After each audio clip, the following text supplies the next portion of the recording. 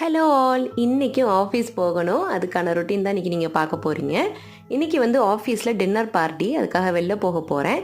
சரி, நம்ம மட்டும் வெரைட்டியாக சாப்பிடுவோமே, பசங்களுக்கும் ஹஸ்பண்ட்க்கு ஏதாவது செஞ்சு வச்சுட்டு போகலான்னு சொல்லிட்டு சிக்கன் வாங்கி கழுவி ஃப்ரீசர் பண்ணியாச்சு. அப்போ தான் காலையில் வேகமாக வேலை நடக்கும்.